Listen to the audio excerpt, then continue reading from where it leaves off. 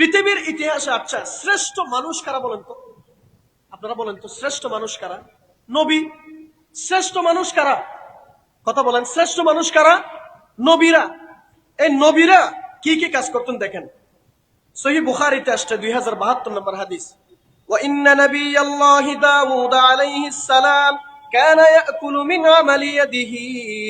আল্লাহর নবী দাউদ আলাইহিস সালাম নিজ হাতে কর্ম করে খেতেন, অন্যের মাধ্যমে না, নিজ হাতে কর্ম করে তিনি খেতেন।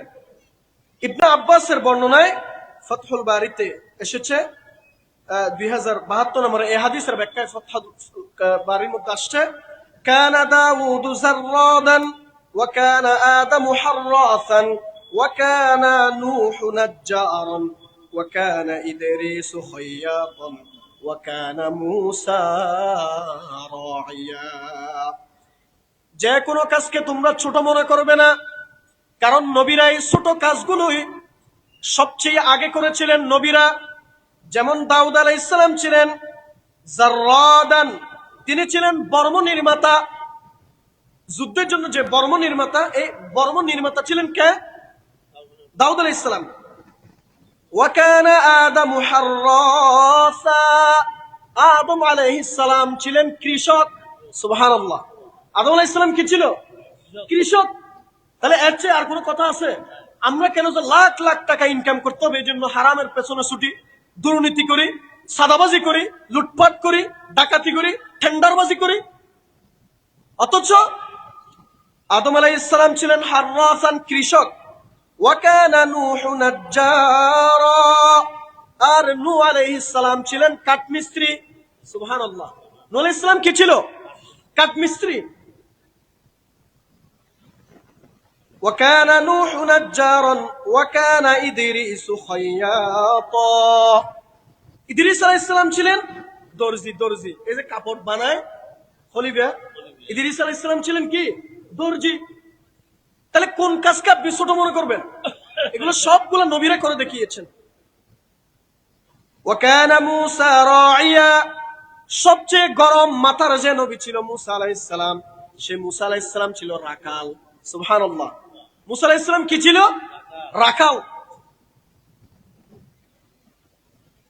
আবু হুরায়রার বর্ণনায় সহিহ মুসলিমের 2379 নম্বর হাদিস, আল্লাহ নবী বলছেন, কানা জাকারিয়া নাজ্জারা। জাকারিয়া আলাইহিস সালামও ছিলেন কাঠমিস্ত্রি। জাকারিয়া আলাইহিস সালামও কি ছিল?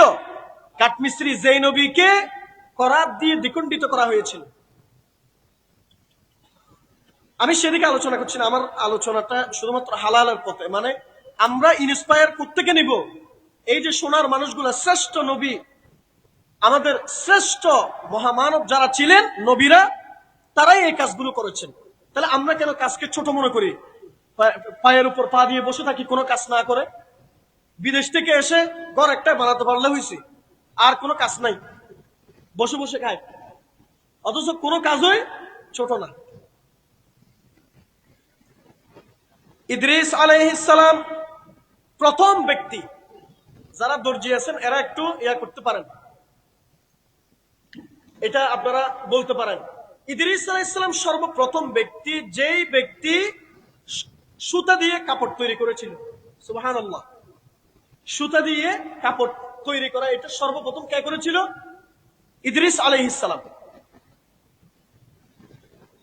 নূহ আলাইহিস সালাম একদিকে কাঠমিস্ত্রি ছিলেন, আবার তিনি নিজ কওমের ছাগল চড়াতেন। নিজ কওমের কি? ছাগল চড়াতেন। আমরা জানি তিনি কাঠমিস্ত্রি ছিলেন। ওই যে প্লাবনের পূর্বে নৌকা তৈরি করেছিলেন। আল্লাহ তাআলা সেই জন্য বলেন, ওয়ায়াসনাউল ফুলকা ওয়া কুল্লামা মাররা আলাইহি মালাউম মিন কওমিহি সাখিরু মিন। ওয়ায়াসনাউল ফুলক, যখন নূহ আলাইহিস সালাম নৌকা নির্মাণ করতে লাগলো, ওয়া কুল্লামা মাররা আলাইহি মালাউম মিন কওমিহি সাখিরু মিন, যখনই তার কওমের প্রধানদের কোন দল ওই যে নৌকা বানাচ্ছে তার দিকে গমন করত, তখনই তারা সাখিরু মিনহু, এটা উপহাস করত, ঠাট্টা করত, বিদ্রুপ করত। আরে একজন নবী, নবী নাকি আবার কাঠমিস্ত্রি নৌকা বানায়। কিন্তু নূহ আলাইহিস সালাম কি দমে গিয়েছে? না, নূহ আলাইহিস সালাম তো ঠিক ওই নৌকার কাজই করেছে, কাঠমিস্ত্রির কাজই করেছে। সুবহানাল্লাহ। আহা, ইউসুফ আলাইহিস সালাম তিনি কি করেছেন? তিনি তো ছিলেন আবার অর্থমন্ত্রী। দেখেন আল্লাহ তাআলা কোরআনুল কারীমে বলছেন, قال اجعلني على خزائن الأرض إني حفيظ عليم। আজিজে মিসরকে ইউসুফ আলাইহিস সালাম বললেন, আপনি আমাকে রাষ্ট্রীয় কোষাগারের দায়িত্ব পালন দেন, আমি ইন্নী হাফিজুন আলিম, নিশ্চয় আমি বিশ্বস্ত রক্ষক। সুবহানাল্লাহ। বর্তমানের গুলো মতো না, বর্তমানের গুলো মতো চোর ডাকাত না। ইউসুফ আলাইহিস সালাম কি বলছেন? ইন্নী হাফিজুন আলিম, আমি বিশ্বস্ত রক্ষক এ বিষয়ে এবং অভিজ্ঞ। এখনের গুলো তো পুরো দেশটাই না পারতেছে, এখন ওই যে বেগম পাড়াইতে এমনি ঘর তো বানছে, পুরো দেশটাই এখন ইন্ডিয়ার হাতে তুলে দিতে পারলেই তারা কি খুশি। যা হোক, তাহলে এভাবে নবীরা দায়িত্ব পালন করেছেন। মুসা আলাইহিস সালাম দৈহিক শক্তি বেশি ছিল, তা এরপরে তিনি ছিলেন আমানতদার। সেজন্য শোয়েব আলাইহিস সালামের ছাগল চড়ানোর বিনিময়ে শোয়েব আলাইহিস সালামের মেয়েকে বিবাহ করেছিলেন। সুবহানাল্লাহ। কিসের বিনিময়ে? ছাগল চড়ানোর বিনিময়ে। কয় বছর? 8 থেকে 10 বছর। 1 বছর 2 বছর না, হঠাৎ একদিন। এখন তো রাজনীতিবিদ যারা আছে, বিশেষ করে এখন তো ভোটের আমেজ তো শুরু হয়ে গেছে। এখন আসলে কোন নেতা দেখবেন এমনি তাড়াতাড়ি মাঠে নেমে যাচ্ছে, কোন একটা ছাগল দেখছে, ছাগলেটে ধরে একটা ছবি তুলে তারপর ফেসবুকে দিয়ে দিছে, আরে অমুক নেতা তো এখন কি এই ছাগল চড়ায়। এমন মাটির মানুষ এরকম বলবে। একদিন, এই 1 মুহূর্তের জন্য না। মুসা আলাইহিস সালাম 8 থেকে 10 বছর পর্যন্ত ছাগল চড়িয়েছেন। কিসের বিনিময়ে? ওই যে শোয়েব আলাইহিস সালামের কন্যাকে বিয়ে করার বিনিময়ে। সুবহানাল্লাহ। এরপর আমার আপনার প্রিয় নবী মুহাম্মদুর রাসূলুল্লাহ, সবাই বলছি সাল্লাল্লাহু আলাইহি ওয়াসাল্লাম। মুহাম্মদুর রাসূলুল্লাহ সাল্লাল্লাহু আলাইহি ওয়াসাল্লাম মক্কাবাসীর ছাগল চড়াতেন কয়েক কিরাতের বিনিময়ে। মক্কাবাসীর ছাগল চড়াতেন কয়েক কিরাতের বিনিময়ে। দলিল সহিহ বুখারীর 2262 নম্বর হাদিস, عن أبي هريرة عن النبي صلى الله عليه وسلم قال ما بعث الله نبيا إلا رعى الغنم فقال أصحابه وأنت؟ فقال نعم كنت أرعاها على قراريط لأهل مكة। আল্লাহ তাআলা এমন কোন নবী প্রেরণ করেননি যিনি ছাগল চড়ান নাই। সুবহানাল্লাহ। এমন কোন নবী সাল্লাল্লাহু আলাইহি ওয়াসাল্লাম বলছেন, এমন কোন নবী আল্লাহ প্রেরণ করেনি যিনি ছাগল চড়ায় নাই। সাহাবারা কৌতূহলী হয়ে প্রশ্ন করলেন, ইয়া রাসূলুল্লাহ ওয়া আনতা? আপনিও ছাগল চড়াইছিলেন? নবী সাল্লাল্লাহু আলাইহি ওয়াসাল্লাম বলছেন, নাআম, হ্যাঁ আমিও ছাগল চড়িয়েছি।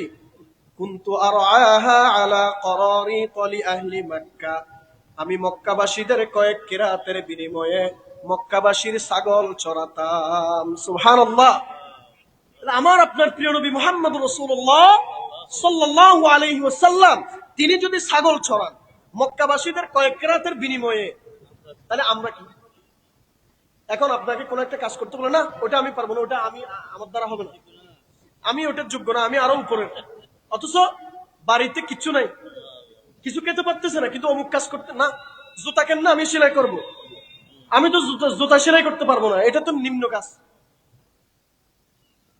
আমি তো রিক্সা চালাতে পারবো না, চুরি করতে পারবে, ডাকাতি করতে পারবে, নিজের বোনের সম্পদ দখল করে রেখে দিয়ে সেই বোনের সম্পদগুলো খেতে পারবে, কিন্তু কাজ করতে পারবে না। নবীদের পরে সবচেয়ে সোনার মানুষ কারা? সাহাবীরা। এই সাহাবীদের মধ্যে যেহেতু মাগরিব হয়ে গেছে, একেবারে শেষ, আমি এখন শেষ করে দিব। কয়েকজন সাহাবীর নাম বলবো যারা এই কাজগুলো করতেন। যেমন আবু বকর রাদিয়াল্লাহু আনহু, জাহেলি যুগ থেকেই তিনি একজন ব্যবসায়ী ছিলেন, কাপড়ের ব্যবসায়ী, সৎ ব্যবসায়ী ছিলেন, কাপড়ের ব্যবসা করতেন। এমনকি নবী করিম সাল্লাল্লাহু আলাইহি ওয়াসাল্লামের ইন্তেকালের পরে আবু বকর রাদিয়াল্লাহু আনহু যখন খেলাফতের দায়িত্ব নিলেন, হঠাৎ একদিন দেখতে পেলেন তিনি একটা কাপড়ের গাঁটটি নিয়ে বাজারের দিকে চলে যাচ্ছেন। ওমর রাদিয়াল্লাহু আনহু বললেন, আপনি এটা কি কাজ করতেছেন? আপনি একজন রাষ্ট্রপ্রধান, মদিনার রাষ্ট্রপ্রধান আপনি। আবু বকর রাদিয়াল্লাহু আনহু বললেন, আমি তো চুরি করতে পারবো না, ডাকাতি করতে পারবো না, আমারও তো পরিবার আছে। এই কাপড়গুলো বিক্রি করে আমি আমার পরিবারের রোজ, আমার পরিবারের আয় ইনকামের উৎস হচ্ছে আমি এটা এই কাপড়গুলো বিক্রি করে আমার পরিবারকে যা খাদ্য দিতে হয়, আহার দিতে হয়, সেগুলা দিয়ে দিব। সুতরাং সেজন্য আমি রাষ্ট্রপ্রধানের দায়িত্ব পালন করলেও আমি আরেক দিকে আমি ব্যবসায়ী, আমি ব্যবসা করব। সুবহানাল্লাহ। তখন ওমর রাদিয়াল্লাহু আনহু এবং আবু উবাইদার সাথে পরামর্শ করে বললেন যে এইভাবে তোর তিনি কিভাবে কাজ করবেন, রাষ্ট্রের দায়িত্ব পালন করতে কষ্ট হয়ে যাবে, সেজন্য রাষ্ট্রীয় কোষাগার থেকে, বাইতুল মাল থেকে তার জন্য কিছু ভাতার ব্যবস্থা গ্রহণ করেছিলেন। এরপর তিনি ওই দায়িত্বটা ছেড়ে দিয়েছেন। সুবহানাল্লাহ। তাইলে রাষ্ট্রপ্রধান তিনিও কাপড়ের ব্যবসা করতেছেন। ওমর ফারুক রাদিয়াল্লাহু আনহু ইসলামের দ্বিতীয় খলিফা, তিনিও একই কাজ করতেন, তিনিও ব্যবসায়ী ছিলেন। ওসমান রাদিয়াল্লাহু আনহু জাহেলি যুগে, ইসলামী যুগে কাপড় বিক্রি করতেন, এর মাধ্যমে তিনি জীবিকা নির্বাহ করতেন। আলী রাদিয়াল্লাহু আনহু নিজে কাজ করতেন খেজুরের বিনিময়ে, তিনি তো আরো ছোট কাজের দিক দিয়ে আরো ছোট। যেমন খেজুরের বিনিময়ে তিনি কূপ থেকে পানি তুলতেন, খেজুরের বিনিময়ে মক্কাবাসীরা তাকে খেজুর দিত, তোমাকে এতটা খেজুর দিলাম, যাও এগুলো তুমি আবার পরিবারের জন্য নাও, বিনিময়ে তুমি অমুক কূপ থেকে পানি তুলে দাও। এখন কি এই বর্তমানের মতো কূপ এগুলা না। বলা হচ্ছে আলী রাদিয়াল্লাহু আনহু রশি দিয়ে যখন পানি তুলতেন, এরকম তুলতে তুলতে তার হাত দাগ হয়ে যেত, তার হাত কি হয়ে যেত, দাগ পড়ে যেত হাতে। সুবহানাল্লাহ। সম্মানিত হাজরিন, তাহলে এভাবে খাব্বাব ইবনুল আরদ ছিলেন কর্মকার। কর্মকার তো বুঝেন, বাড়ি বাড়ি দা চুরির এগুলা কর্মকার। আব্দুল্লাহ ইবনে মাসউদ ছিলেন রাকাল। সাদ ইবনে আবি ওয়াক্কাস ছিলেন তীর প্রস্তুতকারী। জুবাইর ইবনুল আওয়াম ছিলেন দর্জি। বেলাল ইবনে রবা, আম্মার ইবনে ইয়াসির ছিলেন গোলাম। তাহলে এভাবে অনেক সাহাবীর আমল থেকে আমরা এই কাজগুলো দেখতে পাই। সেজন্য আমি আপনাদেরকে অনুরোধ করব, একটা ওই যে গানের একটা লাইন দিয়ে শেষ করতেছি। শুরু থেকে শেষ পর্যন্ত যে কথাগুলো বললাম, হালালের পথে থাকার জন্য, হারাম থেকে বাঁচার জন্য। আল্লাহ যেন আমাদেরকে তৌফিক দেন, বলি আমিন। হালাল হারাম না মানিয়া কত টাকা করছো কামাই, এত টাকা রাখবা কোথায়, কাফনের তো পকেট নাই। কাফনের পকেট আছে? হালাল হারাম না মানিয়া কত টাকা করছো কামাই, এত টাকা রাখবা কোথায়, কাফনের তো পকেট নাই। তাইলে যেদিন আমরা চলে যাব ওই দিন তো পকেটটা থাকবে না। আল্লাহ আমাদেরকে বুঝার তৌফিক দান করুন। ওয়া আখিরু দাওয়ানা আনিল হামদুলিল্লাহি রাব্বিল আলামিন। আসসালামু আলাইকুম ওয়া রাহমাতুল্লাহি ওয়া বারাকাতুহু।